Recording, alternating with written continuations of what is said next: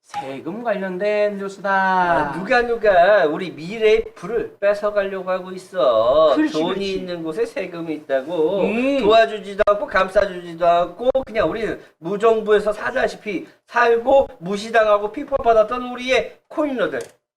이제 세금 내래.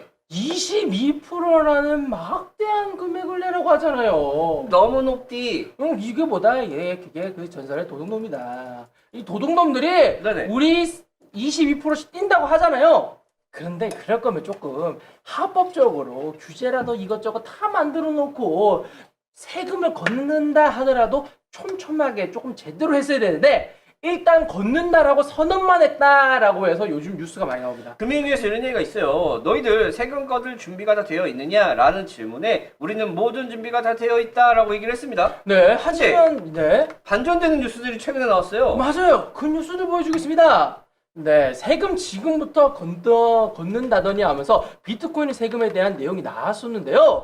이게 사실상 힘들다라는 내용이 이미 나왔습니다. 오, 그러니까 이제 금융위에서는 모든 세금을 거둘 준비가 되어 있다라고 얘기했지만 현실적으로는 좀 떨어지는 얘기다. 그래서 준비가 아직 덜 됐다라는 내용들의 뉴스가 최근에 많이 올라오고 있죠. 네, 그 중에 내용 중에서 가장 조금 유력하게 받는 것은 네네. 요겁니다. 이제 업비트에서 아지가 코인을 가지고 있어요. 네네. 그 다음에 빗썸에 있는 아지 지갑으로 옮겨요. 네네. 코인을 10개로 옮깁니다. 맞아요. 10개로 옮겼는데 나중에 세금 처리를 할 때 네네. 업비트에서 빗썸을 옮겼는데 내가 내 지갑을 옮겼다 라고 해도 거래소 간의 개인정보가 공유되지가 않아서 세금 처리할 때 문제가 발생하더라. 근데 만약에 업비트나 빗썸에서 이제 개인 자료를 공유하게 되면은 이것도 불법이란 말이에요? 그렇죠. 그래서 트래블을 또 따로 만들고 있는 거 아닙니까? 근데 트래블룰이 3월달에 나오잖아요. 네네. 그러면 1월부터 3월달까지는 세금 안 내요? 아, 그렇네요. 네, 그럼 합법적으로 아무것도 안 맞아요. 그러니까 개인정보 유출이 껴있기 때문에 사실 너희들끼리 짝짝꿍하게 되면은 개인정보 유출될 가능성이 높다. 이제 개인정보보호법을 이제 어길 수 있기 때문에 이게 네네. 문제가 있고요. 네네. 또 이것도 문제입니다. 이제 아지가 업비트에서 바이낸스로 옮겨요. 바이낸스에 있는 아지 지갑을 옮겨요. 네네. 그 다음에 여기서 열심히 매매하고 여기 다시 옮겼어요. 네네. 이때 거래 내역을 바이낸스에 요청할 수가 없다는 거예요. 그러면 바이낸스가 이거를 뭐 해주겠어요? 이제 세금을 걷는 입장에서는 야, 너네 그냥 그 전체 금액에서 20%네 라고 말할 수 있는 거 아닙니까? 네, 그렇게 되면 이제 형평성에 대한 문제가 생기기 때문에 사실상 해외 거래소를 쓰더라도 무슨 기준으로 해야 될지 애매하다. 그리고 만약에 이거에 대해서 바이낸스를 이용했을 때 너가 직접 자료를 준비하라고 하잖아요. 네네. 직접 자료 준비하라 하면 조작이 되잖아. 가능하죠. 네, 조작이 가능하잖아요. 조작이 가능합니다. 그리고 실제로 내가 해외로 이제 코인을 보내거나 개인 지갑을 보낸 다음에 잊어버렸다 그러면 못 찾아요. 그럼 세금 어떻게 낼 건데? 잊어버렸는데요? 응. 없는데요?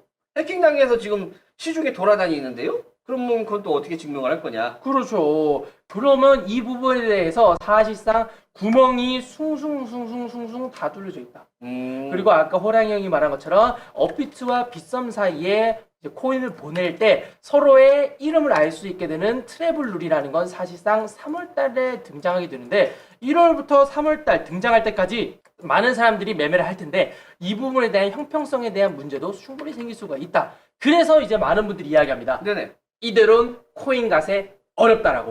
자, 그래서 일단 뭐 금융위에서는 이제 모든 준비가 다 끝났다. 우리는 오래전부터 준비를 했다라고 얘기하지만 실질적으로 뭘 준비했는지에 대해서 우리 투자자들은 알 길이 없죠. 그래서 세금을 걷는 거 좋다 이거야. 그러면 이런 거에 대해서 너희들이 어떻게 대응을 할 거고 어떤 시스템을 구축을 해놨느냐라고 우리는 이제 세금을 내는 입장에서 물어볼 권리가 있는 거 아닙니까? 맞아요. 삥 뜯기는 입장에서 정부야 너희들 무슨 준비가 됐길래 우리를 돈을 거둘 거니? 라고 네네. 당연히 물어볼 수 있는 거죠.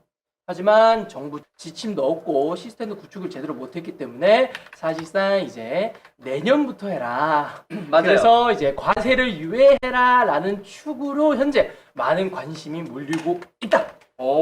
그래서 이제 가상자산의 유예를 이제 내년부터 유예해야 된다라는 의미로 해서 아주 좋아라. 너무 좋아라. 그리고 또 이제 내년 대통령 선거가 있잖아요. 네네. 대통령 이제 후보들도 이제 공약을 걸었죠. 공약. 그러니까 여야가 지금 모두 이제 주식, 그러니까 암호화폐만 가상자산만 건드리는 게 아니라 이제 주식부터 시작해가지고 여러 가지 이제 서민들의 표를 받기 위해서 주식부터 이런 투자 시장에 대한 뭔가의 지금 포퓰리즘 정책들을 지금 보여주고 공약을 걸고 있단 말이에요. 딱 대선 때 사람들이 그거 내더라고.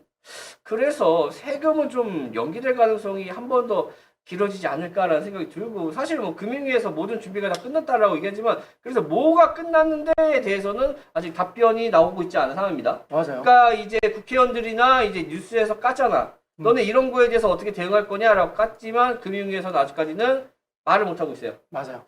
그래서 과연 이제 다다음 달부터 이제 카운트다운이 시작을 해가지고 내후년에 세금을 과연 낼 수 있을까라는 것에 대한 질문이 조금 들고, 사실 세금은 연기될 가능성이 조금 더 높지 않을까라는 생각이 들고요. 또 아지가 적은 것처럼 디파이 시스템이나 NFT에 대해서는 과세가 어떻게 적용되고 이걸 블록체인으로 봐야 되는지에 대한 아직 기준도 서지 않았기 때문에, 만약에 탈세의 목적으로 이제 마음을 먹는다고 한다면 NFT나 디파이를 통해서 세금 포탈이 충분히 가능한 게 지금의 현실이다 라는 말씀을 하고 싶었던 거죠. 네, 정확합니다. 모두가 다 세탁이 가능하고 모두가 다 세금을 안 낼 수 있는 구멍이 숭숭 뚫려져 있는데 준비도 안 된 우리의 코인 과세 이대로 괜찮은가에 대한 내용으로 마무리 짓도록 하겠습니다.